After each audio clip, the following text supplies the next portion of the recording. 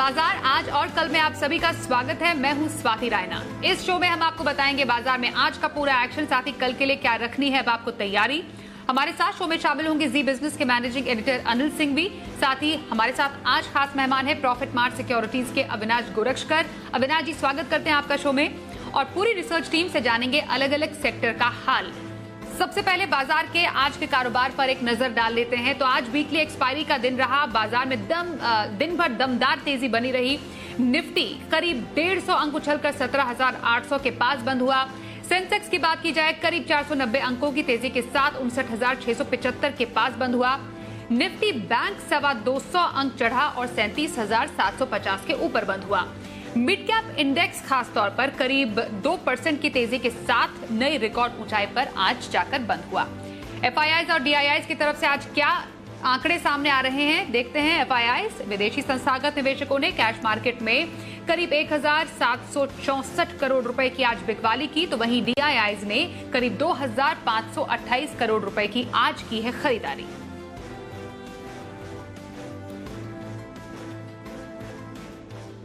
और आइए अब आज के बाजार पर खास राय लेने के लिए सीधे अनिल जी से सुनते हैं कि आज के बाजार में क्या रहा खास। कमजोर और हल्के बाजारों में थोड़ा भी तेजी का ट्रिगर बन जाए तो क्या कुछ हो सकता है, वो दिखा आज भारतीय बाजारों में। जी हां, कल का सेशन मजबूती के साथ शुरुआत करने के बाद तेज मुनाफा वसूली होती दिखी। निफ्टी ऊपरी स्तरों से लगभग 300 पॉइंट गिरा था और दिन के निचले स्तरों पर जाकर 17,600 के करीब बंद हुआ।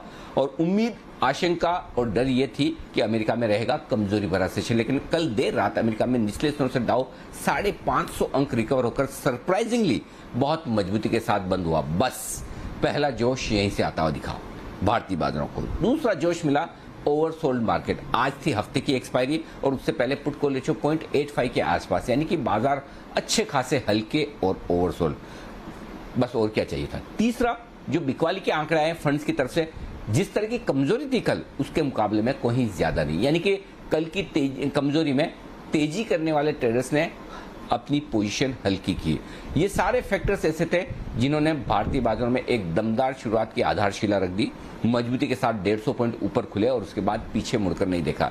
17,850 875 के आसपास हल्की फुल्की रुकावट की रेंज जो है, आज वहां तक पहुंचे बाजार। उसके बाद आखिरी 1 घंटे में थोड़ी बहुत प्रॉफिट बुकिंग आई, वो इस वजह से भी कि शॉर्ट कवरिंग खत्म हो चुकी थी। हालांकि डाउ फ्यूचर्स 250 पॉइंट ऊपर थे, लेकिन आजकल डाउ फ्यूचर्स का बहुत भरोसा बाजार करता नहीं, क्योंकि दिखाता कुछ और है, होता कुछ और है। और ऐसे में भारतीय बाजार में आखिरी आधे पौन घंटे में हल्की फुल्की प्रॉफिट बुकिंग आई, लेकिन 17,800 के आसपास अच्छी क्लोजिंग देते हुए नजर आए बाजार। और बैंक निफ्टी में भी यही हाल रहा। 38,000 को भले बैंक निफ्टी ने पार नहीं किया हो, लेकिन 37,750 के आसपास की क्लोजिंग अच्छी कही जाएगी बैंक निफ्टी के लिए आज से भी। तो ओवरऑल एक अच्छा ट्रेडिंग सेशन दिग्गजों के लिए। लेकिन क्या दिग्गजों के लिए ही? जी नहीं। मिड कैप इंडेक्स ने फिर से रिकॉर्ड हाई बनाया। स्मॉल कैप शेयरों में भी चौतरफा खरीदारी थी और आज लगभग सारे सेक्टर हरे निशान में बंद होते हुए दिखे। इससे बढ़िया बात हो नहीं सकती। तो ओवरऑल एक ऐसा बेहतरीन ट्रेडिंग सेशन जो आपके लिए कह सकते हैं कि ड्रीम सेशन हो सकता है, वैसा ही आज देखने को मिला। तो आज के बाजार पर ली हमने राय, कल के बाजार की तैयारी भी जानेंगे अनिल जी से। उससे पहले अविनाश जी, आज के खास एक्सपर्ट का रुख कर लेते हैं। अविनाश जी, एक्सपायरी के दिन बाजार का शानदार प्रदर्शन हमने देखा। अब कल क्रेडिट पॉलिसी आएगी, हालांकि स्टेटस को बरकरार रहने के पूरे आसार नजर आ रहे हैं, पर बाजार के लिए और क्या खास ट्रिगर रह सकते हैं, जबकि नतीजों का सीजन भी शुरू हो रहा है। बिल्कुल स्वाति, मुझे लग रहा है कि देखिए कल क्रेडिट पॉलिसी एंटिसिपेटेड लाइंस पे रहेगी, क्योंकि हमको नहीं लग रहा है कि कहीं पे रेट कट्स में बदलाव होगा। बट मेरे ख्याल से जो सबसे बड़ा इवेंट कल रहेगा वो टीसीएस के नंबर्स रहेंगे। आई थिंक टीसीएस के नंबर्स में बहुत इंटरेस्ट है मार्केट को, क्योंकि उन्होंने ऑलरेडी इंटरिम डिविडेंड की अनाउंसमेंट की है। मार्केट चाहेगा कि यहाँ पे मार्जिन का इम्प्रूवमेंट हो, डॉलर गाइडेंस में ज्यादा इजाफा हो, और सबसे बड़ी बात मैनेजमेंट की कमेंट्री अगर अच्छी आती है, क्योंकि एक्सेंचर के नंबर्स बहुत ही स्ट्रांग आ गए थे, तो अनुमान है कि आईटी सेक्टर इस बार Q2 का जो सीजन शुरू करेगा वहां पे हमको बहुत अच्छी खबरें मिलेंगी। तो मेरे ख्याल से स्टॉक स्पेसिफिक ही मेरे ख्याल से एक्टिविटी रहेगी। और कल होपफुली अगर आरबीआई गवर्नर साहब ने थोड़ा बहुत भी अगर पॉजिटिव कमेंट्री कही या इसमें थोड़ा बहुत पॉजिटिव वाइब्रेंसी आ गई, तो आपको कल बैंकिंग और एनबीएफसी के सेक्टर्स में भी तेजी देखने को मिलेगी। तो ओवरऑल स्टॉक स्पेसिफिक रही है, मेरे ख्याल से वही एक अच्छा स्ट्रैटेजी रहेगी। तो आज के बाजार पर ली हमने राय, कल के बाजार की तैयारी भी जानेंगे अनिल जी से। उससे पहले अविनाश जी, आज के खास एक्सपर्ट का रुख कर लेते हैं। अविनाश जी, एक्सपायरी के दिन बाजार का शानदार प्रदर्शन हमने देखा। अब कल क्रेडिट पॉलिसी आएगी, हालांकि स्टेटस को बरकरार रहने के पूरे आसार नजर आ रहे हैं, पर बाजार के लिए और क्या खास ट्रिगर रह सकते हैं, जबकि नतीजों का सीजन भी शुरू हो रहा है। जी, और हफ्ते भर का नजरिया किसी को रखना हो अविनाश जी, तो पोजिशनल व्यू कहां पर रखने की सलाह देंगे? स्वाति, जो पोजिशनल व्यू है, हमको आईटी सेक्टर पसंद है। हमको लग रहा है कि टीसीएस के बाद जो दिग्गज प्लेयर है इन्फोसिस, इसके ऊपर नजर रखिए। आज 1690 में ये स्टॉक क्लोज हुआ है।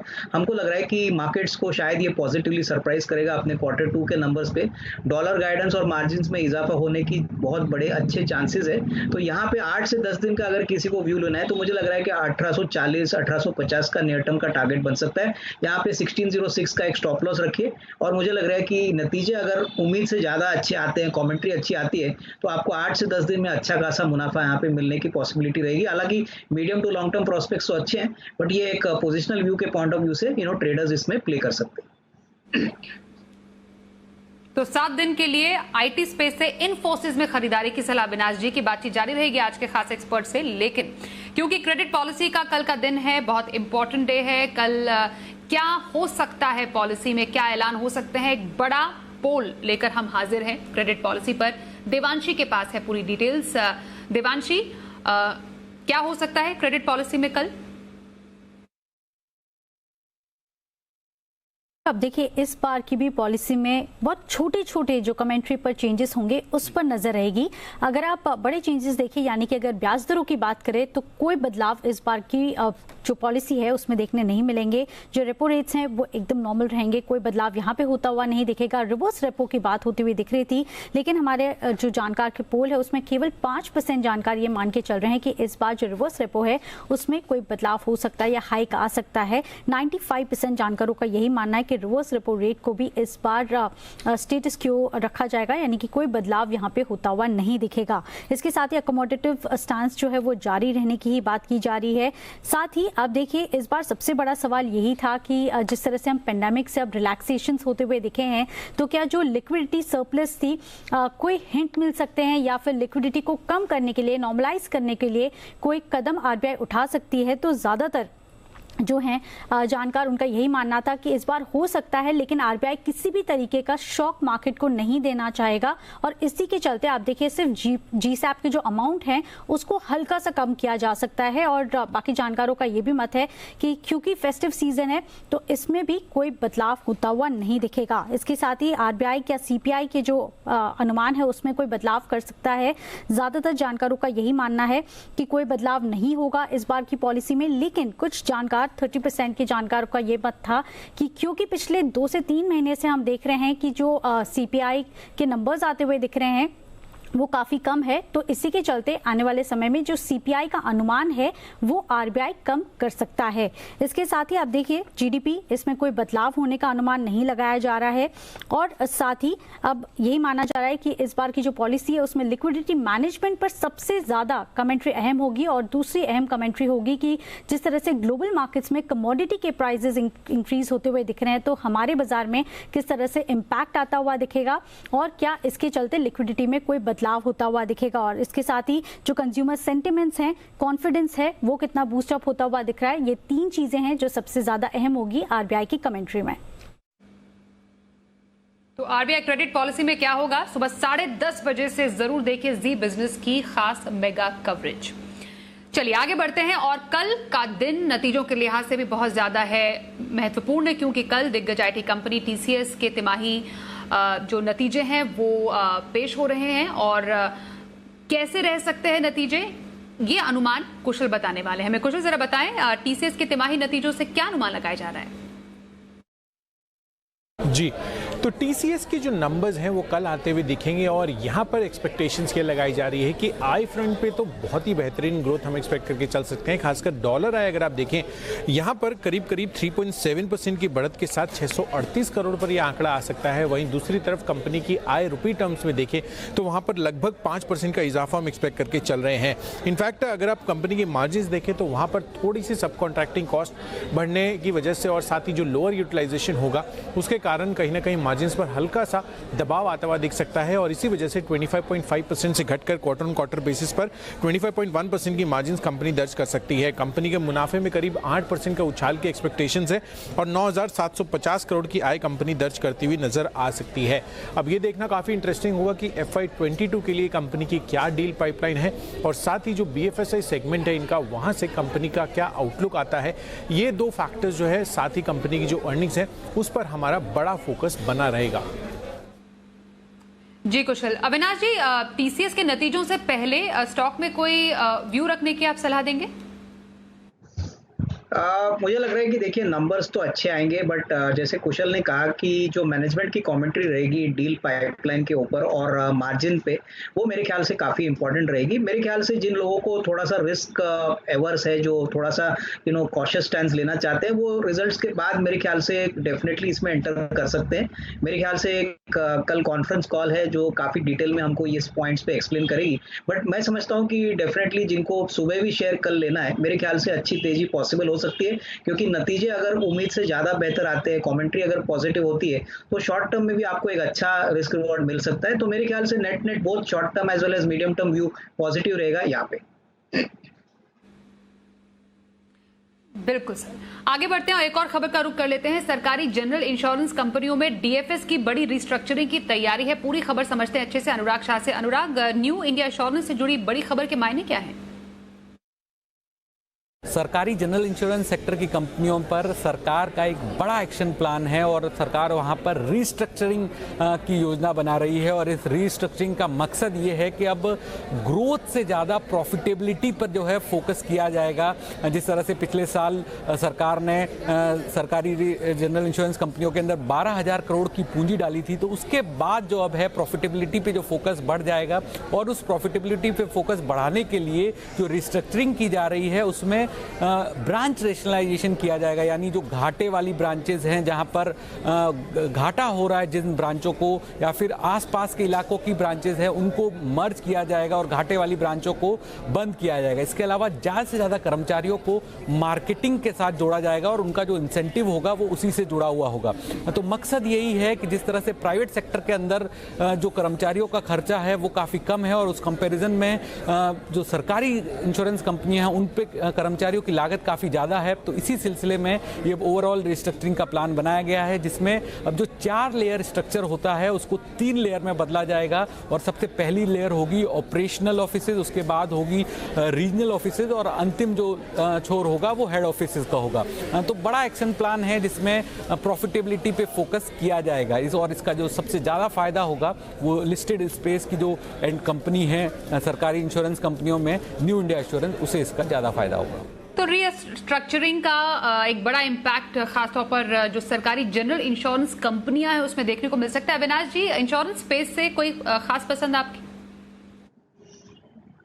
देखिए, मुझे लग रहा है कि सरकारी कंपनीज में डेफिनेटली अगर प्रॉफिटेबिलिटी पे फोकस है तो यहाँ पे ज़रूर एक्टिविटी आएगी, लेकिन जो प्राइवेट सेक्टर है हमको लग रहा है कि कहीं ना कहीं हमको लग रहा है कि ये प्लेयर्स काफ़ी वेल पोजीशनड है और कोविड होता है तो कोविड के जो क्लेम्स है उनका भी रेट कम हो जाएगा। तो यहाँ पे हमको ICICI प्रू ज़्यादा पसंद है। हमको लग रहा है कि ये एक बेसिकली एक ऐसा कॉर्पोरेट प्लेयर है, इंश्योरेंस प्लेयर है, जो बेसिकली लार्ज मार्केट अपॉर्चुनिटी की तरफ मुड़ रहा है। अगर किसी को लंबा निवेश करना है तो मैं समझता हूं कि इस लेवल से अच्छी खासी अपसाइड मिलेगी और ये पोर्टफोलियो स्टॉक है। तो अभी तो मैं सरकारी कंपनीज पे रेकमेंड नहीं करूंगा, बट ICICI प्रू अगर किसी को रेकमेंड बाय करना है तो मेरे ख्याल से करंट लेवल्स पे खरीदा जा सकता है। कम से कम साल 1.5 साल का नजरिया रखें, क्योंकि ये सारे लॉन्ग टर्म बिजनेसेस है। इसमें शॉर्ट टर्म में शायद इतनी अपसाइड ना आए, लेकिन मीडियम टू लॉन्ग टर्म में अच्छा पैसा बनेगा और ये एक पोर्टफोलियो स्टॉक है। तो ICICI प्रू में मीडियम टू लॉन्ग टर्म में खरीदारी के मौके तलाश सकते हैं, अविनाश जी की राय है। आगे बढ़ते हैं और अब देखते हैं शो का खास सेगमेंट शर्मा जी का ऑप्शन।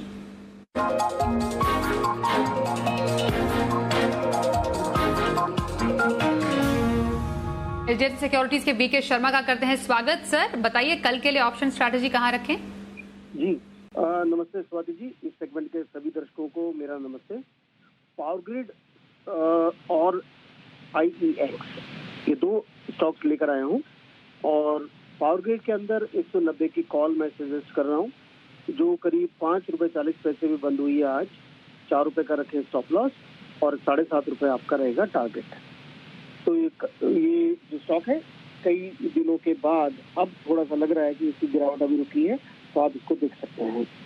IEX दूसरी तरफ अपने फंडामेंटल हवा में है और नए डेवलपमेंट्स हुए हैं जो स्टॉक अच्छा करेंगे, उसको चलते हुए बेहतर कर सकता है। तो 650 की कॉल आप 335 रुपए, माफ कीजिए 650 की कॉल 33 रुपए 50 पैसे पे आप लीजिए और स्टॉप लॉस रखिए इसका 22 रुपए का।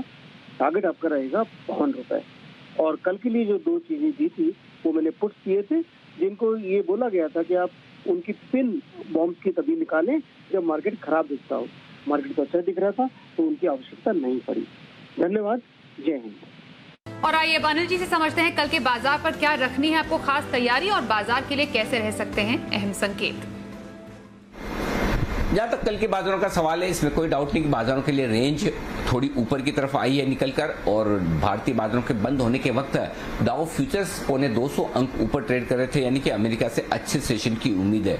कैसा रहता है अमेरिका का बाजार और कैसे रहता है डाउ फ्यूचर्स, ये तो देखेंगे ही, लेकिन आज के सेशन में ये भी देखेंगे कि आज जो खरीदारी हुई उसमें FIs और घरेलू फंड की तरफ से कितना योगदान था, या फिर से ट्रेडर्स ने ही शॉर्ट कवरिंग की है। अब शॉर्ट कवरिंग का सहारा तो कल मिलेगा नहीं, वीकली सीरीज खत्म हो चुकी है, तो फ्रेश खरीदारी की आपको पड़ेगी जरूरत। ये फ्रेश खरीदारी कितनी आती है ये बाजार की ट्रेंड डिसाइड करेगी दिन के लिए। खुलेंगे तो ग्लोबल मार्केट्स के दम पर।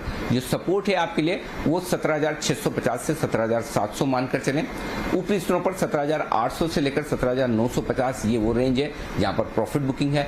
बैंक निफ्टी 37,400 37,600 की रेंज में मजबूत सपोर्ट है और 38,000 38,100 की रेंज में हल्की फुल्की रुकावट। तो ये सारे के सारे लेवल्स हैं जिन पर आपको करना है फोकस। कल के बाजार की कर ली तैयारी, आइए अब देखते हैं कल का ऑप्शन।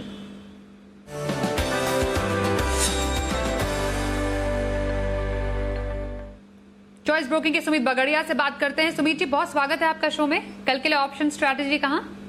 नमस्कार स्वाति, गुड इवनिंग। कल के लिए ऑप्शन में मेरे पास दो ऑप्शन है और दोनों बाई साइड के हैं और दो ही अल्फाबेट्स हैं, कोइंसिडेंस है। तो पहला स्टॉक है एस्कॉर्ट्स। आज दूसरी सेशन में लास्ट बना था, तो ये कैरी होना चाहिए और यहाँ से एक अच्छा मूव ऊपरी तरफ देखने को मिलना चाहिए। एस्कॉर्ट्स में 1500 का कॉल 80 रुपए के आसपास लेने का सलाह रहेगा। 60 रुपए का इसके अंदर स्टॉप लॉस लगाएं। टारगेट ऊपर में 100 रुपए से लेके 110 रुपए तक का बन सकता है। दूसरा जो स्टॉक है वो है आयशर मोटर। ऑटो सेक्टर पूरा मजबूत दिखता है। आयशर मोटर गिरावट के बाद अब रिबाउंड का शुरुआत कर रहा है, तो आयशर मोटर में 2850 का कॉल 95 के आसपास खरीदारी करके चलने का सलाह रहेगा। 65 रुपए का इसके अंदर नीचे में स्टॉप लॉस लगाना है। ऊपर में टारगेट 125 रुपए से लेके 140 रुपए तक के देखने को मिल सकते हैं। तो दूसरा स्टॉक आयशर मोटर 2850 का कॉल लेना है। शुक्रिया सुमित जी ऑप्शन स्ट्रैटेजी बताने के लिए। अविनाश जी, आपसे हम जानना चाहेंगे अब लॉन्ग टर्म स्ट्रैटेजी कहां पर रखी जा सकती है? Swati, I think long term strategy के लिए हमको एक कैपिटल गुड्स कंपनी पसंद है, क्योंकि हमको लग रहा है कि ये सेक्टर बहुत ही दमदार परफॉर्मेंस आने वाले साल में दिखाएगा। और कंपनी का नाम है KSB लिमिटेड। KSB लिमिटेड एक MNC कंपनी है, जर्मन MNC कोलैबोरेटर है और हर तरीके के पंप्स बनाती है। ज़्यादातर एग्रीकल्चर, पावर और इंफ्रास्ट्रक्चर के लिए केटर करती है। और इस कंपनी की खासियत स्वाति की ये न्यूक्लियर प्लांट्स के लिए भी पंप्स बनाती है। करीबन 1800 करोड़ की ऑर्डर बुक है, 600 करोड़ की ऑर्डर बुक इनके पास न्यूक्लियर पंप्स के लिए। कंपनी ने बहुत ही दमदार नतीजे दिसंबर 20 के लिए किए थे। इनका ईयर एंडिंग दिसंबर ईयर एंडिंग है और हमारा मानना है कि तीसरी तिमाही जो जुलाई टू सितंबर की होगी, यहाँ पे भी बहुत अच्छा नंबर आने की उम्मीद रहेगी।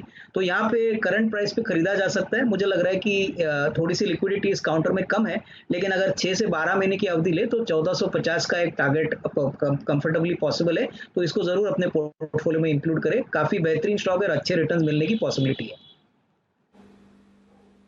लॉन्ग टर्म के लिए KSB लिमिटेड में खरीदारी की सलाह अविनाश गोरक्षकर की।